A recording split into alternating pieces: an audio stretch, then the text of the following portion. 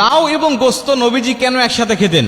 বর্তমান বিজ্ঞান এই গবেষণা করে তারা অবাক হয়ে যাচ্ছেন যে এটা কোনো সাধারণ মানুষের খাবার হতে পারে না। কারণ কোনো সাধারণ মানুষের পক্ষে জানা সম্ভবই নয় যে এই খাবারের মধ্যে এত উপকার রয়েছে। এখন তো কোরবানির সময় চলছে, আমাদের প্রায় প্রতিটা ঘরেই কিন্তু কম বেশি গোস্ত রয়েছে। তাই আপনি ইচ্ছা করেই আপনি কিন্তু এই সুন্নতি খাবারটা তৈরি করে খেতে পারেন। একদিকে একটা সুন্নত আদায় হবে, অন্যদিকে আপনার শরীরের মধ্যে যে উপকারটা ঢুকবে আপনি অবাক হয়ে যাবেন বর্তমান বিজ্ঞানী সম্বন্ধে কি বলছে। নবীজি সাল্লাল্লাহু আলাইহি ওয়াসাল্লাম তার খাবারের পছন্দের তালিকায় যত খাবার ছিল তার মধ্যে অন্যতম হলো লাউ।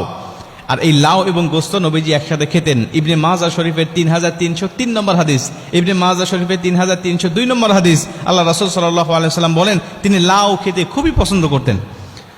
ইবনে মাজাহ শরীফের 3303 নম্বর হাদিসের মধ্যে আসছে, আনাস রাদিয়াল্লাহু তাআলা আনহুকে তার মা উম্মে সুলাইম এক টুকরি খেজুর দিলেন, কাঁচা খেজুর, বলছে এটা নবীজির দরবারে নিয়ে চলে যাও, নবীজিকে এটা হাদিয়া হিসাবে দিয়ে আসো। আনাস রাদিয়াল্লাহু তাআলা আনহু মাথার উপরে টুকরিটা নিয়ে চলে আসলেন, ঝুড়িটা নিয়ে আসলেন রাসূলকে দেওয়ার জন্য। এসে দেখে নবীজি সাল্লাল্লাহু আলাইহি ওয়াসাল্লাম বাসায় নেই। জিজ্ঞাসা করলেন কোথায় গিয়েছে? বলছে পাশেই মুক্ত দাসের বাড়িতে দাওয়াত খাওয়ার জন্য গিয়েছে।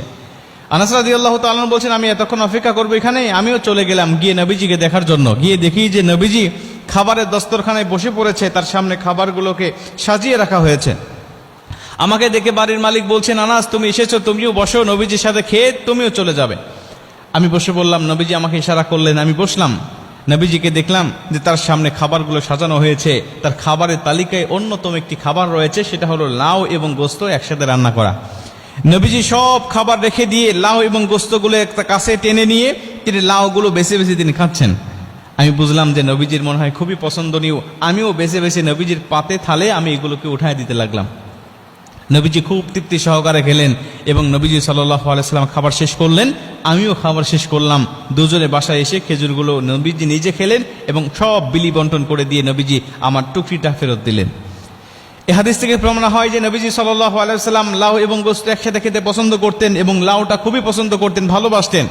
বর্তমান বিজ্ঞান বলছেন নবীজির তো জানার কথা ছিল না যে লাউয়ের মধ্যে এত উপকার রয়েছে, কারণ এগুলো জানার জন্য আমরা অনেক গবেষণা করেছি, অনেক যন্ত্রপাতির ব্যবহার করেছি, তথ্য প্রযুক্তির প্রয়োজন হয়েছে। নবীর জামানায় কিছু ছিল না, নবী জানলো কেমন করে? তিনি বলছেন যে লাউ এবং গোশত একসাথে খেলে কি হয়। বিজ্ঞান বলছে যে গোশতের মধ্যে অনেক ক্ষতিকর কোলেস্টেরল রয়েছে যা মানব দেহের জন্য অনেক ক্ষতি করে থাকে।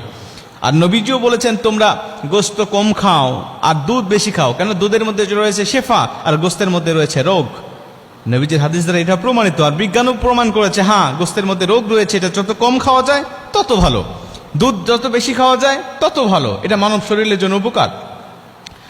বিজ্ঞান বলছে যে এই গোশতের মধ্যে এই ক্ষতিকর কোলেস্টেরলটাকে নষ্ট করে দেওয়ার জন্য যদি কোনো মানুষ এর সাথে লাউ মিক্স করে, লাউটাকে দিয়ে যদি কোনো মানুষ খাবারটা রান্না করে, তাহলে গোশতের যে ক্ষতিকর কোলেস্টেরলগুলো রয়েছে, ক্ষতিকর উপাদানগুলো রয়েছে, এই উপাদানগুলো ক্ষতিকর সব নষ্ট করে দিয়া এই লাউটা একটা উপকারী সারিদ হিসাবে তৈরি করে দেয়।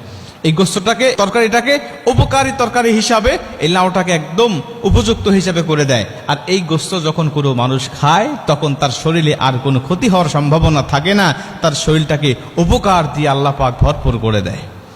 বর্তমান বিজ্ঞান বলছে যে এইগুলো জানার জন্য অনেক যন্ত্রপাতির প্রয়োজন ছিল, কিন্তু নবীজি সাল্লাল্লাহু আলাইহি ওয়াসাল্লামের কাছে এগুলো কিছুই ছিল না। নবীজি কেমন করে জেনেছে, নবীজি কেমন করে বুঝেছে? নিঃসন্দেহে তিনি ব্যক্তিগত গবেষণা দিয়ে বোঝে নাই, আমার আল্লাহ পাক তাকে বুঝিয়েছেন। ওমা ইয়ানতিকু আনিল হাওয়া ইন হুয়া ইল্লা ওয়াহয়ু ইউহা। আমার আল্লাহ যা জানিয়েছে নবী সেটাই করেছে। নবীজি মন গড়া কোনো কথা বলে নাই, কোনো কথা তিনি মানুষগুলোকে জানাই নাই। অতএব তিনি আল্লাহ পাকের প্রেরিত নবী, আল্লাহ পাকের প্রেরিত দুধ, এতে কোনো সন্দেহ নাই। অতএব নবীজিকে নবী